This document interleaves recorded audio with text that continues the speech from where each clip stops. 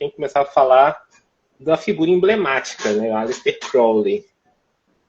Né? A gente começa lá com ele, né? E para quem não sabe, né, o Aleister Crowley ele viveu ali na era vitoriana, foi um grande magista, escritor, poeta. Ele foi um cara que viveu ali uma época de muita repressão religiosa, né? E fez parte ali de um panteão de grandes magos, né? Dentro da Golden Dawn, a ordem iniciática, né? A ordem da Golden Dawn, onde eles trouxeram a Goetia, por exemplo, né? Escreveram pra gente aí, escreveram muitas coisas, muitos rituais iniciáticos, muitas ordens iniciáticas partiram também dali. E a história começa na lua de mel do Aleister Crowley, né? Quando ele estava lá no Cairo com a esposa dele, a Rose Kelly, e caminhando pelo Museu do Cairo. Antes disso, na verdade, ele estava tentando fazer a esposa dele ver silfos, fez 1000 rituais para ela ver, ela não conseguiu ver, ficou meio... mediunidade dela deve ter aberto pra caramba, começou a ouvir coisa. E aí, quando eles estavam andando no Museu do Cairo, eles passam pela Estela da Revelação, né? Que é a estela de número 666, curiosamente. E aí ela recebe ali, resumidamente, né, algumas vozes chamando ela para instruir que o Crowley fizesse um ritual específico. Né? E o Crowley, de começo, achou aquilo uma grande baboseira, porque, apesar de um grande magista, ele também era muito cético com muitas coisas. E ela insistiu, ele acabou fazendo, não deu certo da primeira vez, né?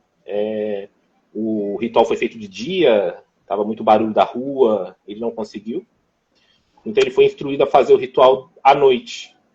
E ali sucedeu os 3 dias da escrita do livro da lei, né? Que para Telemann é o livro sagrado, é o livro central da filosofia de Telemann. Onde o Crowley recebe ali a presença de Aiwass, que seria o grande escriba dos deuses, do grande rei do Aeon. E ali ele recebe ditado ali o livro da lei em 3 capítulos, 3 dias, cada capítulo escrito em um dia, proclamando o novo Aeon. E aí a história começa a partir daí, né? Do que seria Telemann. Telemann nada mais é do que vontade em grego, né? E nos impulsiona principalmente a seguir a nossa verdadeira vontade, né? Faz o que tu queres, há de ser o todo da lei, amor é a lei, amor sob vontade.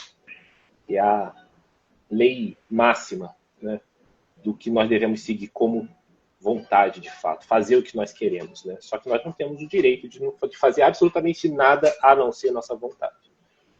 E é interessante, Rick, porque falando já só dessa introdução a Telemann, a gente já cai primeiramente no superficial do que é muito compreendido por muitos, do que seria fazer o que tu queres, né? Seria os seus desejos, fazer o que me dá na telha, vou sair, vou bater no meu inimigo, vou tacar fogo numa igreja, e não é bem assim, né?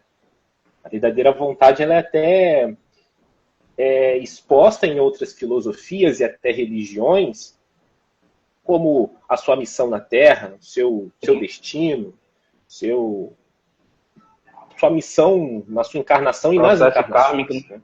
Né? Então ela está atrelada à sua divindade interior, né? Atrelada ao seu eu transcendental, aquele que sobrevive às encarnações. Né? E muitas das vezes a vontade expressa, a vontade manifesta por nossa divindade, que é a vontade que pertence à lei, muitas das vezes ela não está alinhada com os nossos desejos. Sim. E aí é que muitos tomam um tombo, né? O tombo na própria vontade, né? Que é acabar negando a vontade, segue o ego e acredita que aqueles desejos ali são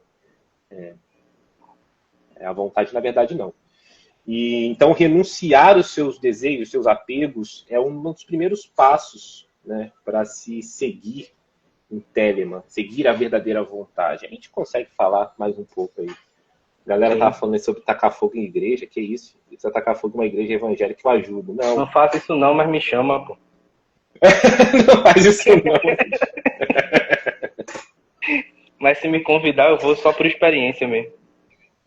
Só pra ver. Só pra olhar. Só pra... É engraçado porque eu vejo o quanto o pessoal às vezes não se aprofunda. Tipo, eu tenho muitos amigos que criticam muito o Telemann, né? Tanto que vê que eu tenho a Estela aqui e tal, na casa, no terreiro, porque eu comecei estudando sobre Telemann também. Eu estudei muito sobre Telemann no Ah, é início. legal. Eu tenho vários livros, vários apostilos, um monte de coisa de Crowley. E aí eu vi que era sempre muito mal interpretado, porque o pessoal não entende que o pessoal, quando vai estudar Crowley, sempre é muito anacrônico, né? O pessoal tem essa mania de fazer isso. Tipo, fala dele como se ele vivesse na nossa época e não é. Tem que entender que muito do que a gente tem hoje como conhecimento é porque ele e muitos outros foram atrás, estudaram. Então ele é muito tido como louco, né? E todos nós somos tidos como loucos socialmente. A gente fica em casa aqui chamando, conjurando demônio. Muita gente acha que a gente é perturbado, pô. Exatamente. Então tem que entender que na lógica dele também, tem que entender que muita coisa ele foi autodidata, né? O conhecimento veio através dele, dos deuses. Muito claro que ele tinha uma base grande de conhecimento, mas muita coisa veio através da própria inspiração dos deuses. E aí você vê o quanto isso acaba sendo mal interpretado, né? Porque o pessoal não entende que para a gente fazer o que faz hoje, alguém teve que construir a base, né? Exatamente. E eu acredito que muito da má interpretação do que é a vontade, do que é Telemann, e até mesmo interpretar a própria vida do Crowley, é uma renúncia à espiritualidade própria, né? Porque tem que abrir mão de algo. Não existe na espiritualidade, em qualquer linha que se siga, pode ser em Telemann, pode ser no satanismo, pode ser na Quimbanda, pode ser no que for, você tem que abrir mão de alguma coisa. Não dá para viver a sua espiritualidade no banho-maria.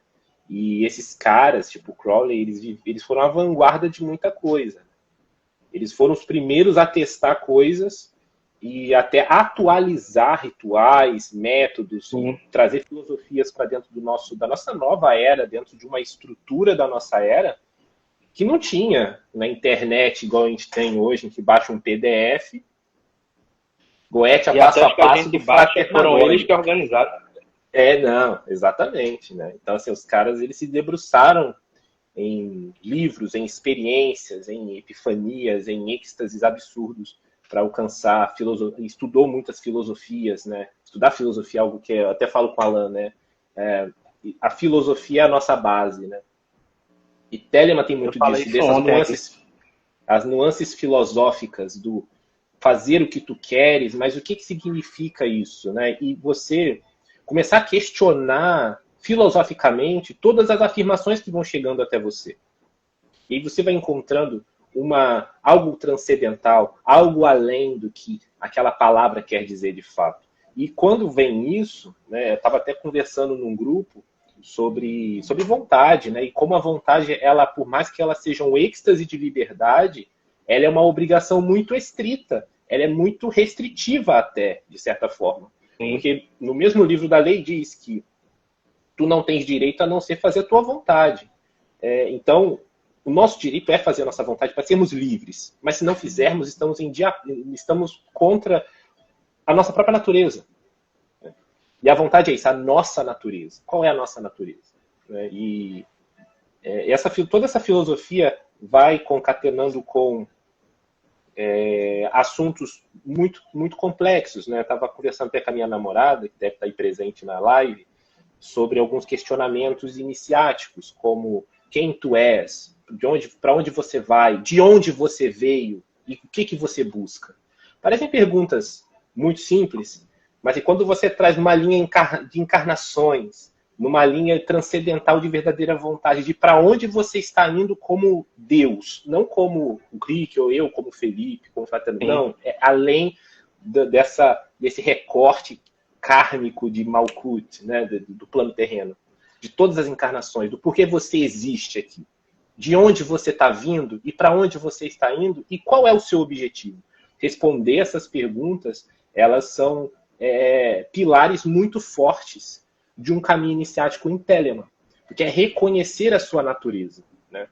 E quando a gente fala sobre isso, a gente está também falando sobre transcender a sua consciência, de modo que a própria magia que você faz entre em acordo com sua própria natureza, né? E aí eu estava até conversando com o Alan uma vez sobre Goetia, né? E a gente estava falando sobre o quanto a gente consegue mudar na Goetia, adaptar, porque tem vários sistemas. E assim, claro, um exemplo bem resumido, né, do que seria. Mas eu estava até conversando com ele que ele tem uma afinidade muito grande com magia nórdica, mitologia nórdica, etc. E eu já tenho uma outra afinidade mais telêmica. E aí eu estava falando com ele, poxa, imagine um sistema 100% nórdico, sabe? E dentro daquele microcosmo dele, da natureza, do que ele acredita, e até do que eu acredito, os sistemas mágicos começam a se moldar, né? Não só na Goetia, mas a gente fala de qualquer outra, até o nosso dia a dia, né? Porque todo ato consciente é um ato mágico. A nossa vida vai se moldando à nossa verdadeira vontade. Então, algumas amizades, você já não faz tanto mais questão. Alguns hábitos, vícios, começam a se perder, começam a se diluir. Então, você começa a perceber afastamentos que você vai fazendo, aproximações com outras pessoas, situações, coisas. O que antes você aceitava, hoje você não aceita mais. Então, é uma mudança na sua vida como um todo, né? É do início ao fim, né? E para além das vidas, né? Então, Telema toca nesse ponto muito sensível, né? Que é muito mal interpretado por um desejo carnal, mas ela não fala nada sobre carne, né? E eu acho que isso é uma falha muito grande no desenvolvimento de muito magista, porque ele não começa pelo conhecimento histórico e filosófico da tradição. Ele quer começar só na prática e acaba que a gente que trabalha, a gente sabe que fica ponta solta, né?